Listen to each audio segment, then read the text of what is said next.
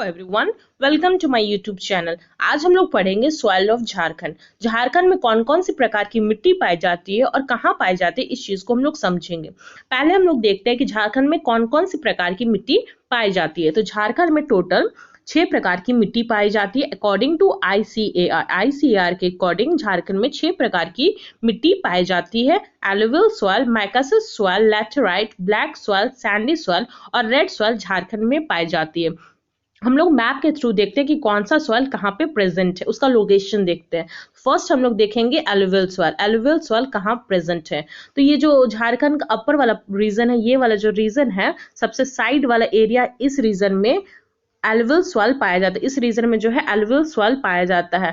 यहाँ पे alluvial soil क्यों पाया जाता है, क्योंकि इस रीजन में बहुत सारा रिवर फ्लो होता है। जैसे यहाँ से सोन, इधर पुनपुन, सकरी, इधर से अजय रिवर, तो इस रीजन में बहुत सारा रिवर फ्लो होता है और जहाँ पे रिवर फ्लो होता है उसी के आसपास वाले क्षेत्र में एलुवियल सॉइल पाया जाता है। इसी कारण जो है इस क्षेत्र में एलुवियल सॉइल पाया जाता है। अब हम लोग नेक्स्ट देखते हैं अभ्रक मूलक मिट्टी। अभ्रक मूलक मिट्टी जो है कहाँ पाया जाता है। अभ्रक मूलक मिट्टी जो एलुवियल सॉइल के जस्ट नीचे वाला एरिया, इस रीजन में, ये वाला जैसे रीजन हो गया, फिर यहाँ पे मिडिल वाला इस रीजन में जो है अभ्रक मूलक मिट्टी पाया जाता है, जहां से अभ्रक निकाला जाता है। ये वाले रीजन कौन सा हो गया, तो अभ्रक मूलक मिट्टी का रीजन हो गया। अब हम लोग देखते हैं लैटेराइट सॉइल कहाँ पाया जाता है। लैटेराइट सॉइल जहाँ पे हम लोग झारखंड का एक क्षेत्र है जिसको हम लोग बोलते हैं पाट क्षेत्र। पाट क्षेत्र जो कि झारखंड का सबसे ऊंचा क्षेत्र है, उस वाले रीजन में लैटेराइट सॉइल पाया जाता है। ये है झारखंड का पाट क्षेत्र। इस क्षेत्र में जो है लैटेराइट सॉइल पाया जाता है। उसके बाद जो है ये सिंहभूम का एरिया, ये वाला जो रीजन हो गया सिंहभूम का एरिया, इसको ढाल क्षेत्र बोला जाता है, ढाल भूमि बोला जाता है। इसमें भी लैटेराइट पाया जाता है। उसके बाद सांथाल परगना वाला एरिया हो गया, ये वाला जो रीजन हो गया, यहाँ पे भी हल्का सा लैटेराइट सॉइल पाया जाता है। तो टोटल 3 जगह जो है लैटेराइट सॉइल पाया जाता है। फर्स्ट था पाट क्षेत्र में, दूसरा सिंहभूम वाले एरिया में, और थर्ड जो है सांथाल परगना वाले एरिया में लैटेराइट सॉइल पाया जाता है। अब हम लोग नेक्स्ट देखते हैं सैंडी सॉइल। सैंडी सॉइल यानी कि जिसको हम लोग बालुई मिट्टी बोलते हैं, वो कहाँ पाया जाता है। तो हम लोग को पता है कि दामोदर रिवर जो है कहाँ से फ्लो करता है। दामोदर रिवर का जो बेसिन होता है वहां से बालुई मिट्टी मिलता है, वहां पे बालुई मिट्टी पाया जाता है। तो इस रीजन में दामोदर रिवर का जो बेसिन वाला रीजन हुआ, इस रीजन में सैंडी सॉइल पाया जाता है। कौन सा सॉइल, इस रीजन में जो है सैंडी सॉइल पाया जाता है दामोदर रिवर का बेसिन वाले क्षेत्र में। अब हम लोग नेक्स्ट देखते हैं ब्लैक सॉइल। ब्लैक सॉइल कहाँ पाया जाता है, तो ब्लैक सॉइल ये वाला जो रीजन है सांथाल परगना वाला रीजन, इस रीजन में जो राजमहल का उच्च भूमि क्षेत्र जिसको बोला जाता है, इस रीजन में ब्लैक सॉइल पाया जाता है। ये वाला जो राजमहल का उच्च भूमि क्षेत्र है, इस रीजन में ब्लैक सॉइल पाया जाता है। इस रीजन में ब्लैक सॉइल क्यों पाया जाता है, क्योंकि ज्यूरासिक पीरियड में जो है यहाँ पे दोबारा लावा निकला, और दोबारा लावा निकलने के कारण लावा में से बेसाल्ट निकला, और बेसाल्ट जब निकला तो उसका जो मिट्टी है वहां पे बेसाल्ट फैल गया, और बेसाल्ट के फैलने के वजह से वहां का मिट्टी जो है ब्लैक पड़ गया। इसके कारण जो है वहां पे ब्लैक मिट्टी, काली मिट्टी पाई जाती है, ब्लैक सॉइल पाया जाता है। तो ये सिर्फ झारखंड का एकमात्र ऐसा क्षेत्र है जहां पे ब्लैक मिट्टी, काली मिट्टी पाई जाती है। ये कौन सा था, राजमहल का उच्च भूमि क्षेत्र। अब हम लोग देखते हैं नेक्स्ट रेड सॉइल कहाँ पाया जाता है। रेड सॉइल जो है बाकी का जितना भी एरिया बच गया, ये पूरा एरिया जितना है सब में जो है रेड सॉइल पाया जाता है। सारे में कौन सा सॉइल, तो लाल मिट्टी पाई जाती है। झारखंड का 90% से ज्यादा एरिया में लाल मिट्टी ही पाया जाता है। अब हम लोग एक बार फिर से देख लेते कि कौन सा एरिया में कौन कौन सा सॉइल पाया जाता है। फर्स्ट हम लोग देखे थे कौन सा, एलुवियल सॉइल। एलुवियल सॉइल ये जो सबसे साइड वाले एरिया में था, जहां से रिवर वगैरह जहां था ज्यादा निकलता है, तो ये है एलुवियल सॉइल। सेकेंड देखे थे लैटेराइट सॉइल, 3 जगह से, एक ये वाला था पाट क्षेत्र से, एक सिंहभूम वाले क्षेत्र से, और तीसरा था यहाँ पे सांथाल परगना वाले क्षेत्र से। उसके बाद देखे थे सैंडी सॉइल कहाँ, तो दामोदर बेसिन वाले में सैंडी सॉइल निकला था। ब्लैक सॉइल देखे थे राजमहल वाले क्षेत्र से, राजमहल का जो उच्च भूमि क्षेत्र था वहां से ब्लैक सॉइल निकला। रेड सॉइल तो ज्यादातर मैक्सिमम एरिया से रेड सॉइल ही मिलता है। हम लोग एक एक करके सारा सॉइल को देखेंगे। फर्स्ट हम लोग देखते हैं एलुवियल सॉइल। एलुवियल सॉइल यानी कि जलोढ़ मिट्टी जो है कौन कौन से एरिया में पाया जाता है। एलुवियल सॉइल जो है पलामू, चतरा, हजारीबाग, कोडरमा, साहेबगंज, गोड्डा, ये सारे क्षेत्र में एलुवियल सॉइल पाया जाता है। जैसे कि जहाँ से रिवर वगैरह निकलता है तो उसका आसपास वाला जो एरिया था, ऊपर वाला जो झारखंड का एरिया था, उस एरिया में सब में एलुवियल सॉइल पाया जाता है। ये नहीं है कि पलामू का पूरा पलामू में एलुवियल सॉइल ही पाया जाता है, पलामू का भी उत्तरी भाग में, चतरा का भी उत्तरी भाग में एलुवियल सॉइल पाया जाता है। मतलब ये सब में थोड़ा थोड़ा एरिया में जो है एलुवियल सॉइल पाया जाता है। अब हम लोग देखते हैं एलुवियल सॉइल में क्या चीज अधिक मात्रा में होता है। एलुवियल सॉइल में चूना और पोटैश जो है अधिक मात्रा में पाया जाता है। कौन सा? चूना और पोटैश अधिक मात्रा में एलुवियल सॉइल में पाया जाता है। इसमें नाइट्रोजन और फास्फोरस की कमी होती है। नाइट्रोजन फास्फोरस की कमी होती है एलुवियल सॉइल में। नाइट्रोजन और फास्फोरस जो है बहुत ही इंपॉर्टेंट होता है क्रॉप वगैरह में। जैसे कि कोई खेती वगैरह करना है तो उसमें नाइट्रोजन और फास्फोरस का जरूरत पड़ता है। इस कारण जो है इसमें एलुवियल सॉइल में इसकी कमी होती है। इस कारण यहाँ पे क्रॉप अच्छे से नहीं उगाया जा सकता। अगर उगाना है, क्रॉप को लगाना है, तो उसमें खाद का ज़रूरत पड़ता है। तो खाद के रूप में हम लोग यूरिया वगैरह का खाद यूज़ करने के बाद ही वहाँ पे खेती कर सकते हैं एलुवियल सॉइल में, क्योंकि वहाँ पे नाइट्रोजन और फास्फोरस की कमी होती है। क्योंकि ये जो नदी जो होता है, तो नदी जो है वो अपने साथ कुछ कुछ मटेरियल वहाँ से ले चला जाता है। कोई कोई मटेरियल जो है कहीं से ले के आ जाता है, मतलब अपने साथ वो फ्लो करता है। तो जो अवसाद होता है, जो वो है नदी जो है उसके साथ ले चला जाता है। मतलब नदी उस जैसे कोई नदी जो फ्लो कर रहा है, तो नदी जहाँ से निकल रहा है वहां से कुछ मिट्टी लिया, उसमें से जो इंपॉर्टेंट मटेरियल वो सब अपने साथ ले गया, तो वहां से ले जाके कहीं और डिपॉजिट कर देता है। तो इस तरह से वो नदी जो है एक जगह से दूसरे जगह कुछ मटेरियल को फ्लो कर देता है। इसके वजह से उसमें नाइट्रोजन और फास्फोरस का कमी होता है। इसके वजह से इसका प्रोडक्टिविटी रेट जो है बहुत ही कम होता है। मतलब यहाँ पे जो है खेती वगैरह अच्छे से नहीं किया जा सकता बिना मटेरियल का, बिना खाद वगैरह डालेगा इसमें से कोई भी चीज उगाया नहीं जा सकता। अब हम लोग नेक्स्ट देखते हैं एलुवियल सॉइल को हम लोग दो पार्ट में डिवाइड कर सकते हैं। एक होता है न्यू एलुवियल सॉइल, दूसरा होता है ओल्ड एलुवियल सॉइल। इसको हम लोग इस पार्ट में क्यों डिवाइड किए? क्योंकि पहले कुछ रीजन में बाढ़ का पानी, रिवर का पानी पहुंच पाता था, लेकिन उसके बाद झारखंड में जो ऐसे कुछ जमीन में हलचल हुआ और माउंटेन वगैरह खड़ा हो गया, जो छोटा मोटा जो पहाड़ वगैरह देखते हैं वो सब हो गया। तो उसके कारण जो है वहां पे पानी अब नहीं पहुंच पाता। मतलब पहले उस जगह पे पानी पहुंचता था तो वहां पे एलुवियल सॉइल डिपॉजिट हो गया था पहले जब पहुंचता था तब, लेकिन अब वहां पे पानी नहीं पहुंच पाता, जिसके कारण अब वहां पे नया जो रिवर का पानी है या फिर बाढ़ का पानी वहां नहीं पहुंच पाता। इसके कारण जो है उस रीजन को हम लोग ओल्ड एलुवियल सॉइल में काउंट करेंगे, और जो अभी भी पानी वहां पे पहुंच पाता और पहले भी जाता था उसको है हम लोग न्यू एलुवियल सॉइल में काउंट करेंगे। न्यू एलुवियल सॉइल को हम लोग खादर बोलते हैं। इसको क्या बोला जाता है? इसको खादर बोला जाता है, खादर। इसको जो है खादर बोला जाता है। और ओल्ड एलुवियल सॉइल को हम लोग बांगर बोलते हैं। इसको बांगर बोला जाता है। न्यू वाले को खादर और ओल्ड वाले को बांगर। ओल्ड एलुवियल सॉइल कहाँ कहाँ प्रेजेंट है? तो ओल्ड एलुवियल सॉइल गोड्डा वाले रीजन में, साहेबगंज वाले रीजन में, उत्तरी पश्चिमी वाले रीजन में जो है ओल्ड एलुवियल सॉइल प्रेजेंट है। मतलब वहां पे जो है पहले रिवर का, बाढ़ का पानी पहुंच पाता था, लेकिन अब वहां पे वो पानी नहीं पहुंच पाता। तो पहले जब पहुंचता था तो वहां पे एलुवियल सॉइल डिपॉजिट हो गया था उस टाइम ही, लेकिन अब नहीं पहुंच पाता, इसीलिए उसको ओल्ड एलुवियल सॉइल बोलते हैं। ओल्ड एलुवियल सॉइल जो है थोड़ा सा उपजाऊ होता है। ये क्या होता है? थोड़ा सा उपजाऊ होता है, उपजाऊ वहां का जमीन होता है। जबकि ऐसे देखा जाए ओवरऑल तो एलुवियल सॉइल ज्यादा उपजाऊ नहीं होता, लेकिन ओल्ड वाला थोड़ा सा उपजाऊ होता है। और वहां पे कुछ उपजाना है तो वहां पे खाद वगैरह डालना पड़ेगा, क्योंकि वहां नाइट्रोजन और फास्फोरस की कमी होती है। अब हम लोग नेक्स्ट देखते हैं अभ्रक मूलक मिट्टी। अभ्रक मूलक मिट्टी जो है कहाँ पाया जाता है?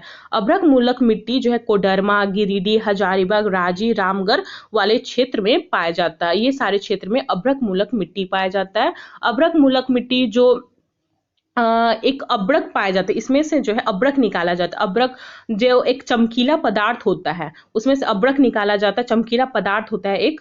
तो ये कोडरमा का जो झुमरी तलैया वाला क्षेत्र है, इसमें सबसे ज्यादा अभ्रक निकाला जाता है। कौन सा? कोडरमा का झुमरी तलैया वाला क्षेत्र से सबसे ज्यादा अभ्रक निकाला जाता है। मैक्सिमम अभ्रक यहीं से मिलता है, मैक्सिमम अभ्रक यहीं से मिलता है। फिर बड़का गांव से भी, फिर मंडू वाले क्षेत्र से, ये सब क्षेत्र से भी अभ्रक मिट्टी, मतलब अभ्रक मूलक वाली मिट्टी पाई जाती है इस क्षेत्र से भी। और सबसे ज्यादा कहाँ से, तो कोडरमा का झुमरी तिलैया वाला क्षेत्र से। अब हम लोग नेक्स्ट देखते हैं लैटराइट। लैटराइट कहाँ कहाँ पाया गया था, तो लैटराइट सबसे पहले हम लोग देखे थे पाट क्षेत्र वाले में, पाट क्षेत्र जो था उसमें। नेक्स्ट हम लोग देख रहे थे नीचे सिंहभूम वाले एरिया में। और थर्ड हम लोग देख रहे थे ये सबसे साइड वाला जो सांथाल परगना वाला जो क्षेत्र था उस एरिया में देखे थे कि लैटराइट पाया गया था। फर्स्ट पाट क्षेत्र में, फिर सिंहभूम वाले क्षेत्र में और सांथाल परगना वाले क्षेत्र में लैटराइट पाया गया था। लैटराइट कैसे बनता है, लैटराइट सॉइल कैसे बनता है, तो जो एरिया में बहुत पानी होता है, बारिश होता है, फिर गर्मी होता है, फिर ठंडा होता है, मतलब वहाँ का टेम्परेचर जो है फिक्स नहीं होता। जैसे हम लोग को पता है कि पाट क्षेत्र जो नेतरहाट वाला क्षेत्र है वहाँ पे बहुत ज्यादा बारिश होता है, फिर ठंडा होता है, फिर गर्मी हो जाता है, मतलब एक बैग बारिश हुआ, ठंडा हुआ, गर्मी हुआ, ये जो टेम्परेचर जो चेंज होते रहता है, मतलब गर्मी, ठंडा, धूप, पानी, इस तरह का जो टेम्परेचर चेंज होता है उसके कारण जो है वहाँ का सॉइल जो है लैटराइट सॉइल हो जाता है। मतलब लैटराइट सॉइल वहाँ का सॉइल को कहते हैं हम लोग। ये लैटराइट सॉइल जो ईटा का जो कलर होता है वैसा कलर का होता है। लैटराइट सॉइल कैसा कलर का, तो ईटा का कलर का जो होता है उसको हम लोग लैटराइट सॉइल बोलते हैं। इसमें जो है एल्यूमिनियम, सिलिका और लोहा ज्यादा पाया जाता है। एल्यूमिनियम, सिलिका और लोहा जो ज्यादा पाया जाता है लैटराइट सॉइल में। और कंकर भी पाया जाता है, इसका सॉइल में कंकर भी प्रेजेंट होता है। सबसे ज्यादा इसमें जो है सिलिका पाया जाता है। कौन सा, सबसे ज्यादा लैटराइट सॉइल में सिलिका पाया जाता है। पूछा जाता है कि सबसे ज्यादा लैटराइट सॉइल में क्या पाया जाता है, तो सिलिका पाया जाता है।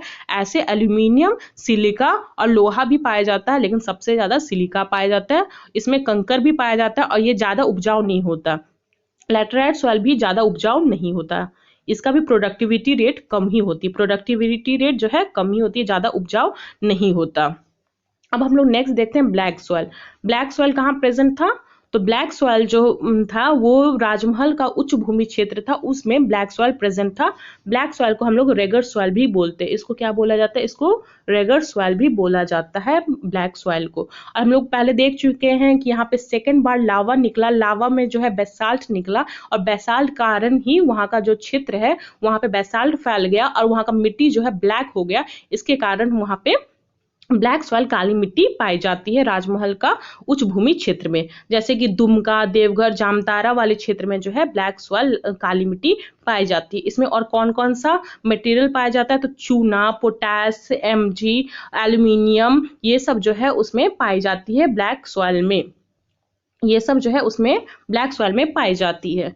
और क्या चीज का कमी होता है, तो नाइट्रोजन, फास्फोरस और ह्यूमस का कमी होता है। इस चीज का कमी होता है ब्लैक सॉइल में, नाइट्रोजन, फास्फोरस और ह्यूमस। वैसे देखा जाए तो इसका कमी है, लेकिन फिर भी इसका प्रोडक्टिविटी रेट बाकी सॉइल के अनुसार थोड़ा ज्यादा होता है। इसी में थोड़ा प्रोडक्शन हो सकता है, क्रॉप वगैरह का अच्छे से प्रोडक्टिविटी हो सकती है, मतलब इसमें क्रॉप वगैरह लगाया जा सकता है ब्लैक सॉइल में। इसमें भी नाइट्रोजन, फास्फोरस और ह्यूमस की कमी होती है। ये उपजाऊ, थोड़ा सा उपजाऊ मिट्टी होता है ब्लैक सॉइल। अब हम लोग देखते हैं नेक्स्ट सॉइल। नेक्स्ट सॉइल कौन सा है, नेक्स्ट सॉइल है सैंडी सॉइल। सैंडी सॉइल कहाँ प्रेजेंट होता है, तो ये पूर्वी हजारीबाग, धनबाद, बोकारो, गिरिडीह वाले क्षेत्र में। हम लोग देखे थे सैंडी सॉइल कहाँ था, तो सैंडी सॉइल दामोदर बेसिन वाले क्षेत्र में था, जहां से दामोदर बेसिन क्रॉस करता है। तो दामोदर बेसिन जो जो जिले से क्रॉस करता है उस जिले के पास जो है सैंडी सॉइल, बालुई मिट्टी पाई जाती है।